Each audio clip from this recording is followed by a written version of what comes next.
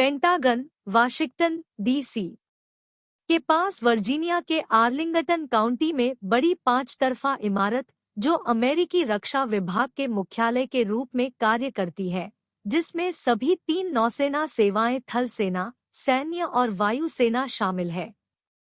1941 से 43 में किसी चरण में निर्मित पेंटागन का उद्देश्य युद्ध शाखा के कार्यालयों को मजबूत करना था, जिसने वाशिंगटन में किसी समय 17 अलग-अलग सुविधाओं पर कब्जा कर लिया था। हालांकि राष्ट्रपति फ्रैंकलिन डी रूजवेल्ट ने शुरू में क्षमता वाले हवाई हमलों से बचाने के लिए खिड़कियों के बिना एक इमारत का समर्थन किया था, लेकिन बाद में निर्माण इंजीनियरों की सहायता से उन्हें विश्वास हो गया कि इस प्रकार की सुविधा अव्यावहारिक हो सकती है। बाद में उन्होंने जॉर्ज एडविन बर्गस्ट्रॉम द्वारा 5 तरफा लेआउट का समर्थन किया। हालांकि उच्च गुणवत्ता वाले कला आयोग के अध्यक्ष गिलमोर क्लार्क, जिनके कार्यालय पर संघ द्वारा वित्त पोषित कलात्मक और सार्वजनिक प्रणालियों पर राष्ट्रपति और कांग्रेस को सलाह देने का आरोप लगाया गया था, ने इसकी आलोचना की। वाशिंगटन की योजना पर सबसे गंभीर और सबसे खराब हमलों में से एक चयनित स्थल कुल मिलाकर एक दलदली बंजर क्षेत्र में बदल गया, जिसका एकमात्र आकार छोटे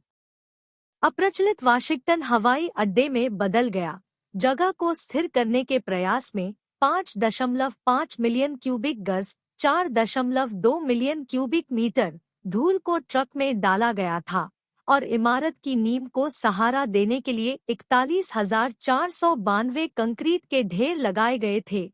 पड़ोसी आर्लिंगटन देशव्यापी कब्रिस्तान के दृश्य की रक्षा के लिए पेंटागन की ऊंचाई 77 फीट 3.5 इंच 24 मीटर तक सख्ती से सीमित कर दी गई थी। दिसंबर 1941 में संयुक्त राज्य अमेरिका के द्वितीय विश्व युद्ध में प्रवेश के साथ सितंबर में उत्पादन शुरू होने के ठीक 3 महीने बाद इमारत की शानदार महिमा एक देशव्यापी प्राथमिकता बन गई।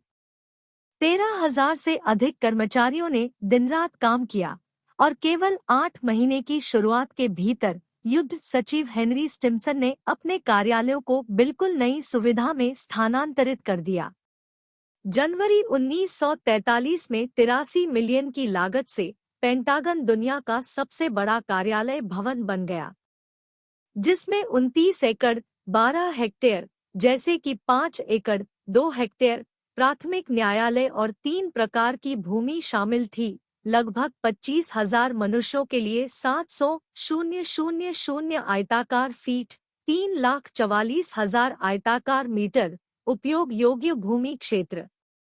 युद्ध के बाद इमारत को एक क्लिनिक या किसी अन्य शांतिकालीन सुविधा में बदलने की योजना शीत युद्ध की तीव्र शुरुआत के साथ छोड़ दी गई है, जिसके लिए उच्च स्तर की सेना की तैयारी की आवश्यकता थी।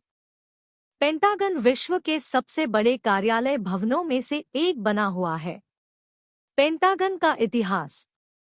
अंतर्राष्ट्रीय युद्ध आय के किसी चरण में संघर्ष शाखा वाशिंगटन डीसी में और उसके आसपास स्थायी और संक्षिप्त घरों के विस्तार में स्थित थी। पिछले 30 के दशक में फोगी बेस समुदाय में एक नया मुख्यालय बनाया गया था। यह इमारत जल्द ही अपर्याप्त साबित हुई। इसका उपयोग वर्तमान में राष्ट्रीय शाखा द्वारा किया जाता है।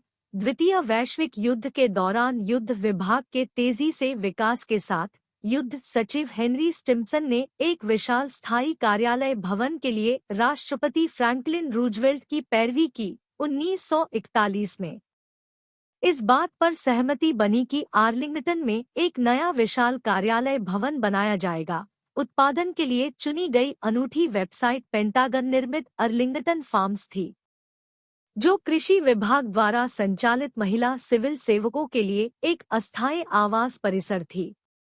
जब मुद्दे उठे कि नई इमारत आर्लिंगटन राष्ट्रीय कब्रिस्तान से वाशिंगटन डीसी के दृष्टिकोण को बाधित कर सकती है, तो विकास स्थल को पिछले हूवर विषय हवाई अड्डे पर स्थानांतरित कर दिया गया था। कीमतों को कम रखने के लिए इमारत की पेंटागनाकार की डिजाइन योजनाओं को बरकरार रखा गया था।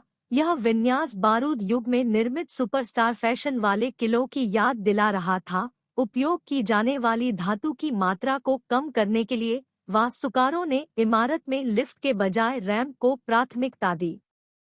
मेटालिक त्वरित डिलीवरी में था और युद्ध के प्रयास की कामना करता था। बाहरी अग्रभाग को इंडियाना चूना पत्थर से अलंकृत किया गया है। वास्तुशिल्प, डिजाइन और उत्पादन पेंटिंग एक साथ पूरी की गई और इमारत का निर्माण समय को संग्रहित करने के लिए खंडों में किया गया। कर्नल लेस्ली ग्रोव्स, जिन्होंने बाद में एक सामान्य अधिकारी के रूप में लंबे द्वीप मिशन की देखरेख की, पेंटागन में काम की निगरानी की। 1943 में पूरा होने में भवन निर्माण शुल्क $31.1 मिलियन से थोड़ा अधिक था।